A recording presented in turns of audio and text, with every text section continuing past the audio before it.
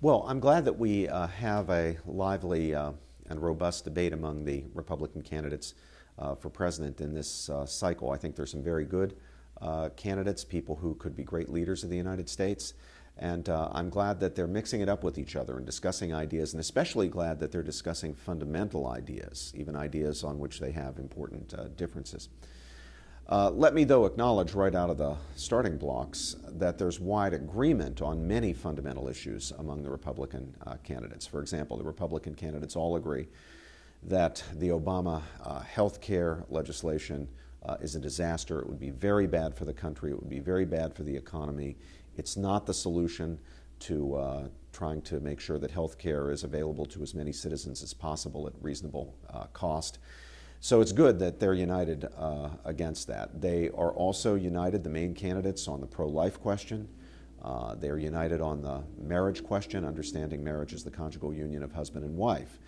But they disagree about some things.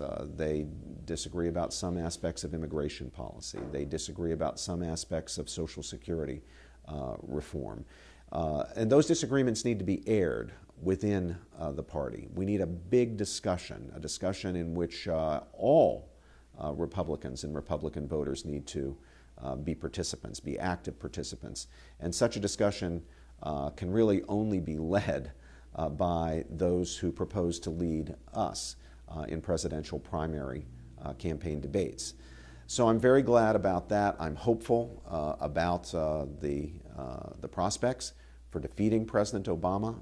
I'm hopeful for the prospects of a president and a Congress, both houses of Congress, with majorities who believe in America's founding principles, who believe in constitutional and limited government, the rule of law, democratic participation, the market system, the institution of marriage, the sanctity of human life.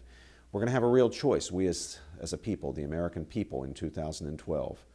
President Obama should be credited for having put on the table a model, an alternative model to the historic traditional American constitutional model. It's a model more in line with European social democracies.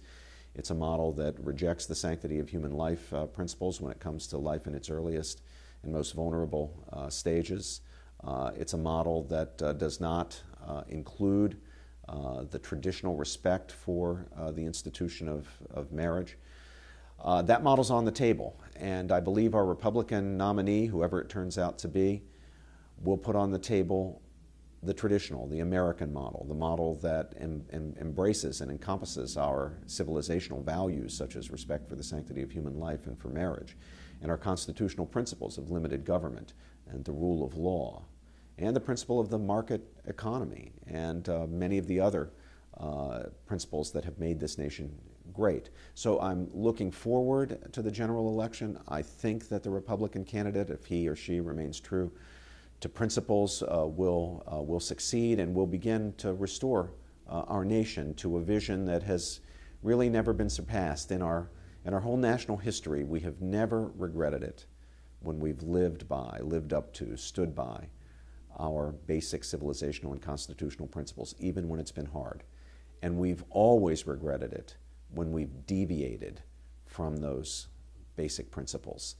So let's go forward now into the 2012 presidential election, confident and hopeful, but full of energy and enthusiasm for the candidate who will stand up for the principles that made our country and our civilization great.